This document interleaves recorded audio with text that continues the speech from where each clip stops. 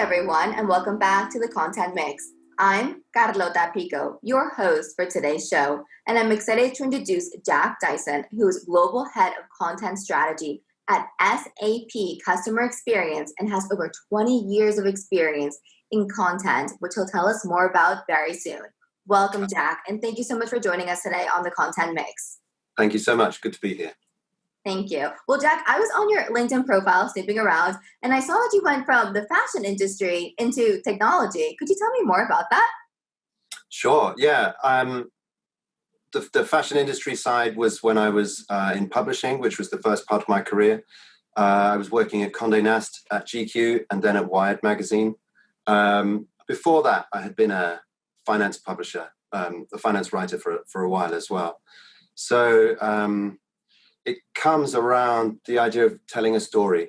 And when I became involved in the what we called then advertorial, but which is now content partnerships and media partnerships and so on, I was the senior copywriter working on these initiatives, translating complex stories for our clients to make sense to our readers in an engaging and kind of seamless way. So it wouldn't jump their experience. It would be a natural progression to learn about these brands. So from that point of view, it was quite a natural process, really, to keep telling stories and keep using that focus and those techniques to make content engaging for a variety of other clients. So I went freelance. I was in an agency with my sister as well. I was outsourced to by a number of big agencies. And SAP was one of my clients at one point. And then I jumped the fence, basically, and joined what was then SAP Hybris and is now SAP Customer Experience. Okay, very interesting. I've heard time and time again people saying that it's so important to tell a good story or to write a good story. But what does that really mean? What makes a story good? Different things to different people is the annoying answer. I think all stories have to have a hook. They have to say something and add something rather than just repeat it, right? It's not enough to add to the noise. I think it's very important to understand and work on what your voice is, and before you start, to ask yourself certain questions. What are we actually going to say? How will this change things? What will it mean to our customers? Will it help them? Or will it in any way guide them in their day-to-day life? In the same way as you would do the same for a news piece, for your local newspaper, you would say the same things. Like, has something happened? What are we talking about? How is this of relevance or interest to our audience? And if you don't have enough ticks in those boxes, you maybe would be better off spending the effort elsewhere. Okay, that requires a lot of creativity, Jack. Were you just born creative, or do you look at somewhere else for your creativity? What's your source of inspiration? Well, of course, I would love to say, yeah, I was just born naturally brilliant. But yeah, I was born into a family of creatives. So my mother and father were both writers. I got three sisters who were all very creative in different ways, in publishing, styling, fashion, gardening, but always very, very creative output. And so being around that as you grow up is really important. And being around creative people and interesting people who challenge you is also critical. And always I've been very careful to work with people who are inspiring and who challenge me to do more and to look at things in a different way. And it sounds a bit like a glib answer, but actually it's true, and that really does make a difference, because that's where, when you're doing things more than once, if you're doing things over time, or you're investing in a project over a number of years to see returns, that's when it gets quite interesting. And the challenge is that you have to keep fresh and keep your focus on it and try and tell the story in a different way, or look at it through a different lens, or for a different customer or a different industry. Yeah, this is it's a real challenge and satisfying when you get it right. Okay, well, on that note, let's take a walk down memory lane, Jack. What have been some of your proudest marketing moments to date? So if you could zoom into a project or a campaign that you led. I mean, there are a few for different reasons. At SAP, one really interesting one. And the other thing is that they don't always have to go right to be an interesting project, right? So you learn a lot from frustrations around projects too. And so I also look at things that in my past I haven't done as well, as formative experiences, you know. But yeah, so one that was very interesting was we did our first CX Live virtual event about 4 years ago or 3 years ago. And this was 8 hours in Singapore at the start of the day with a number of sessions there. And then New York, and then Munich, I think it was. So it became a 24-hour full day of content.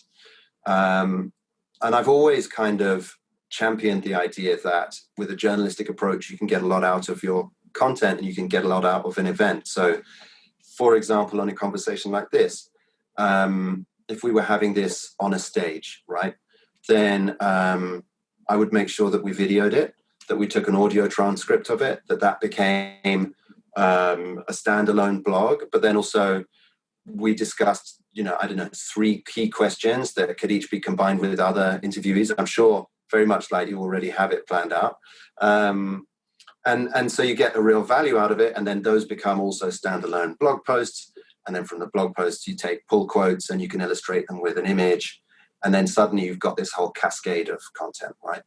So looking at this 24-hour thing, I thought, right, let's do that. Let's engage some proper brand journalists and take a really forensic look at some of the content and see what we can get out of it. And we did amazingly well. It was really good. The content was fantastic, but the issue from it was that we almost had too much, you know, to be able to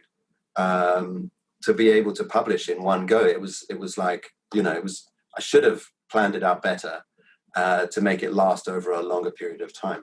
But it was great, you know, because I learned so much about how to approach events, and the content was really useful to have in the bank for some time. But yeah, it was interesting. And also I learned about, like, going into events like that, how to kind of pace what you're going to get from them. So it's very easy to, like, tick all the boxes going into something and say, yeah, I want all of these things. And then it's like in a restaurant, I want all of the things on the menu. You can't eat them all. So you have to kind of work out what you need versus what you want and what's going to work best. Yeah. Definitely. That's great advice. That's it. And then another one, like, I love print. I come from a print background. There was a year or, you know, about 2 or 3 years ago, we rebranded Customer Experience, and I used my print experience to create a couple of assets, the Gold Guide and a project called CX Insights, another publication. If I've got a copy of the Gold Guide, it's this sort of thing, and so it's very nicely printed and so on. And of course, there was a digital version at the same time.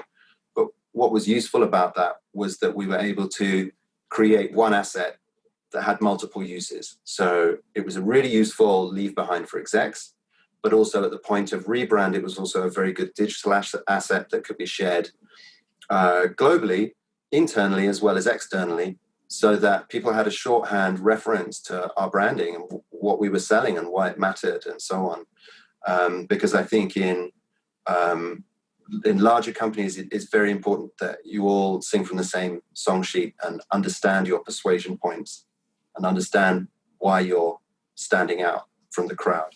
So it was a very useful tool for that as well. So it was an interesting exercise. And the CX Insights was the thought leadership piece that came with it. So if the Gold Guide was the explicit, here's what we do,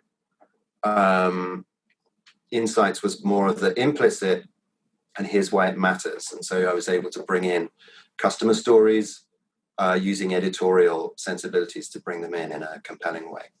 Okay. Well, let's take a step back, Jack. For our audience, could you define what SAP Customer Experience is? And obviously, when you're saying CX, for our audience, it does mean customer experience. Yeah, sure. So the shortest version is to think of it, I guess, a bit like CRM. I mean, we create tools that allow companies to understand, engage with their audiences, and also deliver to them. So that's commerce, sales, services, marketing, and of course, customer data as well. So it's all about creating,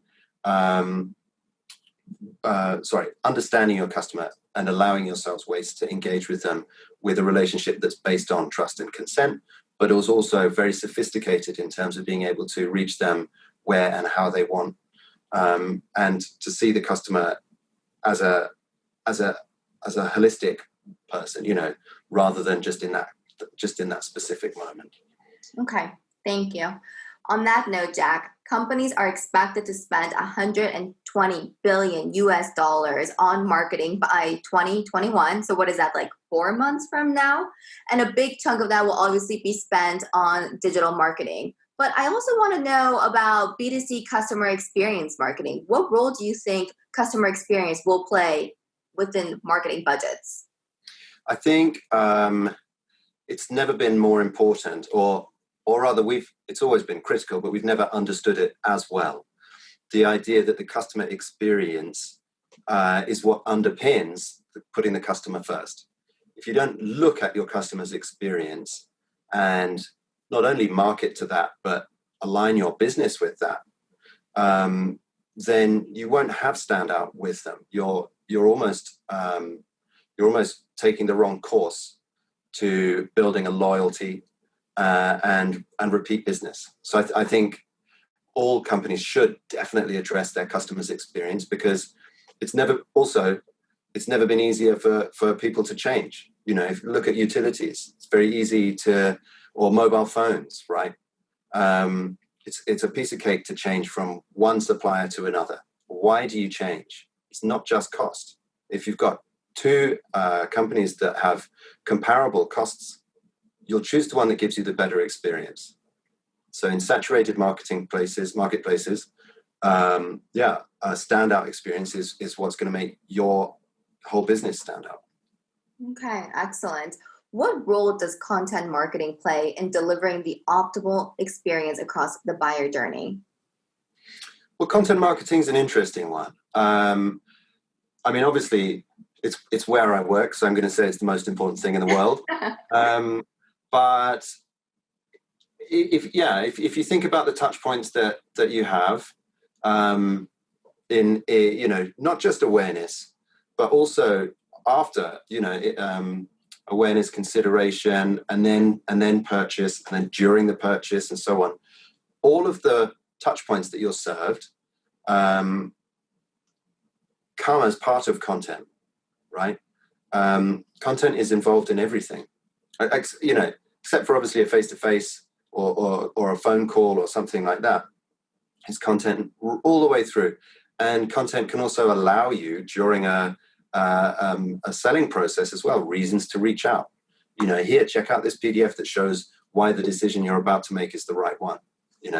Or here's some really interesting research that might help you do your job better, and that you can share with your company on Monday morning during your meeting, your stand-up meeting, or whatever it is. So there are so many different ways to not only initiate dialogue, but also to keep the conversation flowing and to come back to it. And I think that done well, that's what content marketing allows. And those layers build up, so that eventually people see you as the right person to go to in their journey for whatever that might be.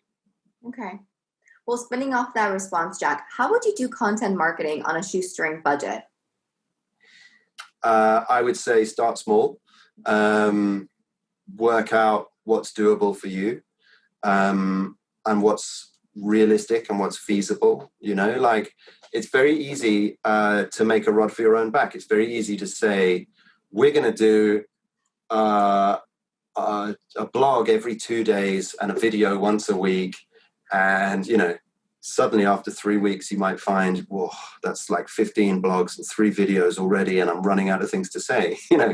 So I would say one thing is definitely to really assess it quite carefully beforehand, to work out what you want to do and what you're going to be able to do well. Okay, because if you're producing a substandard thing, then you may as well not bother. Mm-hmm. You'll just get lost. And the other thing I'd say is to before you pull the trigger on doing it, before you commission it, if you're using someone else or internally, I would definitely build in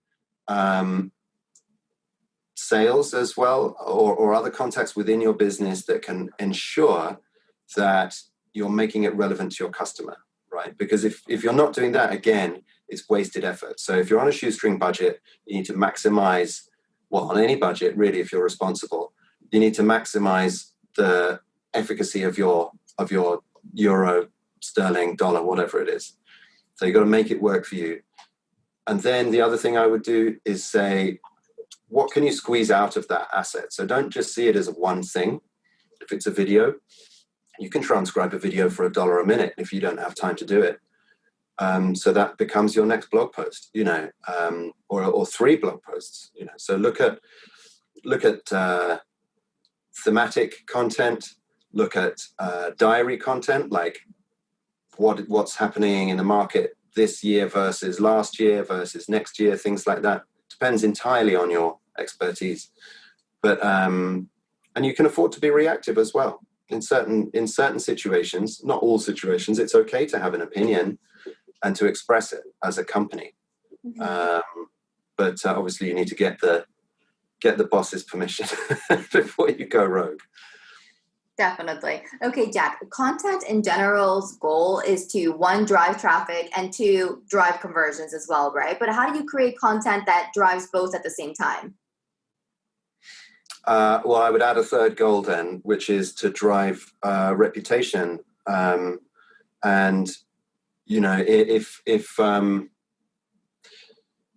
if businesses have personality, if we do spend a lot of time in brand workshops saying, okay, well, we are this person, not that person, we exhibit these behavioral characteristics and stuff like that.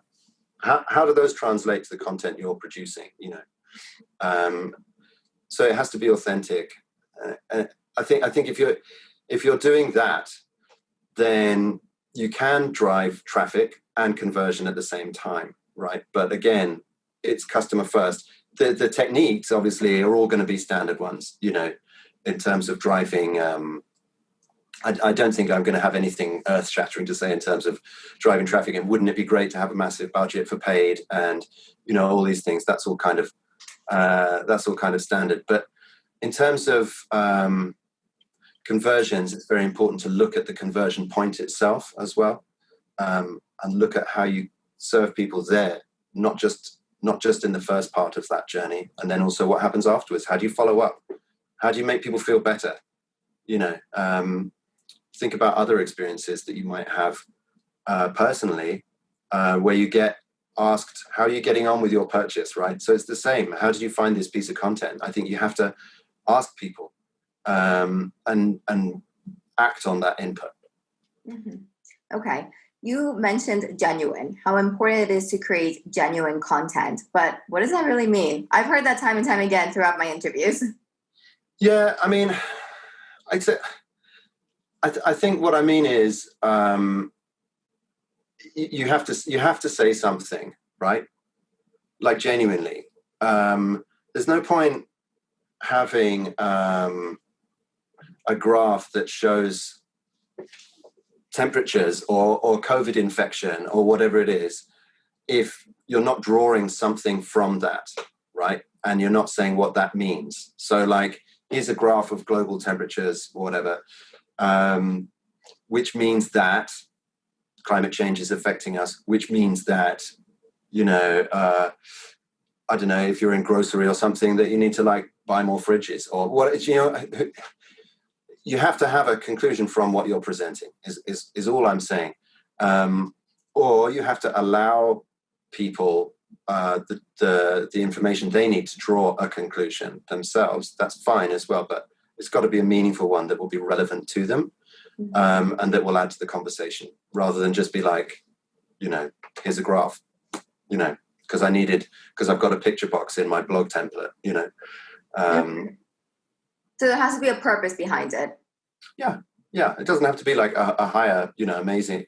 You just got to have a reason for putting it up there. Okay. Jack, because of your extensive experience in content and working for a vast array of different types of companies, I'd like to ask you about companies that have done it right. So what companies do you think are genuinely publishing content that resonates with their audience, or companies that have reacted to social trends or social movements in the right way? Because companies have been penalized for reacting to social movements because they're only talking the talk, but they're not walking the walk. Would you like to zoom into any companies that you believe have just really been able to relate well with their audience during COVID times, during the Black Lives Matter movement, other social movements like that, or trends? Yeah, I'll tell you what, we can go even before the last. I think there's so many companies that have done amazing jobs recently, and have responded and in fact reinvented in many ways and will continue to do so. And I think that's critical. We can rewind a little bit further and look at, I don't know, in my opinion, Patagonia is a really interesting gold standard company at the way they look at sustainability and act on it and try and do something about it and challenge others as well to do the same. I think that's really important. They're like their clothing and how you can buy with them as well also reflects that. It's really interesting. That's one way of looking at it. Or, in fact, even if you stay in that sector, around Black Friday, with the sort of rampant consumerism and so on, there are companies out there who say, okay, I'm going to give all of my, I can't remember the name of the company, but there's a retailer in the US, I think it is, that sells adventure gear, and they give their employees the day off on Black Friday, and they close all their shops, and they say, no, you should actually all be outside. And that sends such a powerful message. Wow. Around purpose and around belief and where their priorities are. That it's a really interesting decision on their part, that gives them a lot of depth as an outsider. So interesting. Actually, speaking about Patagonia, I saw that their slogan, like when you buy a shirt or a sweater or anything like that, you like flip it inside out and you can see on the little tag, and it says "Vote the assholes out." Yeah, Is that a marketing campaign, or what do you think about that? I think that well, there's a lot of companies now that are being a lot more open in their reaction to politics at the moment, and are doing everything they can to get people to polling stations, and putting people first and democracy first. It's never going to be a bad thing. Also like Nike have been really interesting throughout the Black Lives Matter, and championing Colin Kaepernick even before the more recent stuff. I think they did that very well. It's really interesting to see brands choosing to interact or take a stance on emotive issues. Do you think it will favor them in the long run? Well, millennials are tomorrow's decision makers, right? And some of them are today's, and so, we see young people leaving school, taking jobs that are lower paid, but with a company that shares their vision. Like they would rather. It's easy to generalize, okay? So forgive me for not having loads of stats at my fingertips, but my understanding is that on the whole, they'd rather work with someone whose purpose chimes with theirs, and they'll work harder for them, than with someone that in the short term gives them a bit more money.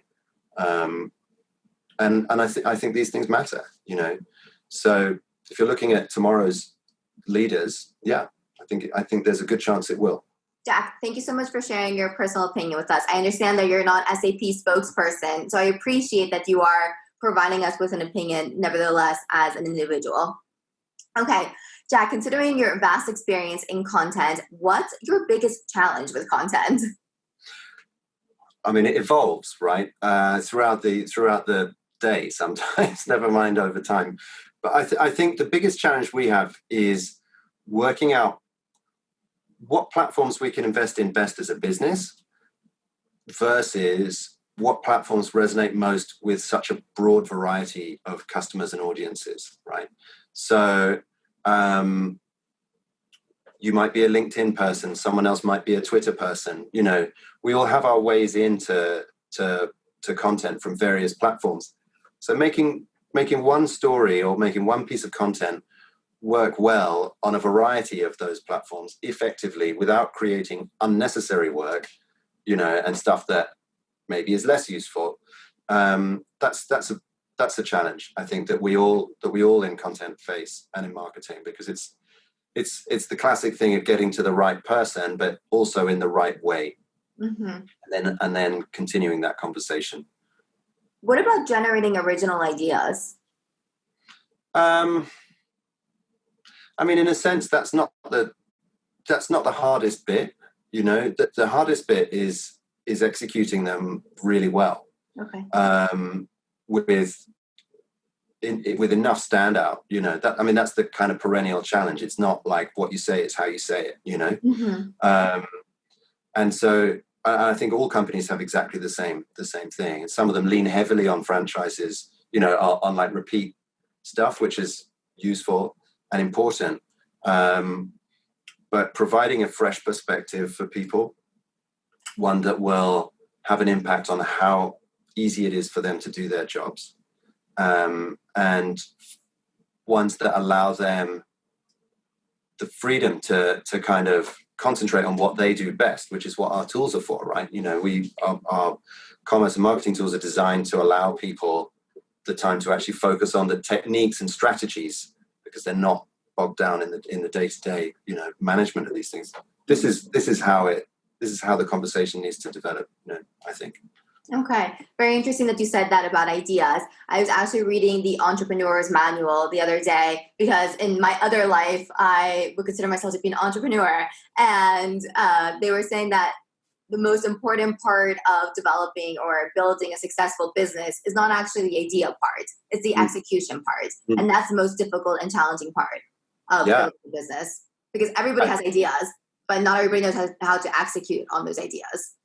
Yeah, exactly. It's a real challenge, you know, and you need to do it, you know, in larger companies, you know, there's all sorts of stakeholders who you need to bring with you as well, because if you can have a good idea, but if I don't know, if your leaders aren't behind you on it, for example, then it's going to be harder to push through and champion.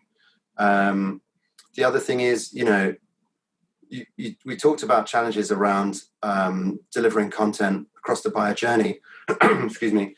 One important thing around that is also activating personal networks as well, which I wanted to mention earlier and forgot. And I think that's a critical part of it, right? It's like you've got to be able to, I don't know, if I'm talking to you and interviewing you, I would also want you to put this on your personal channel and, you know, get behind it yourself, right?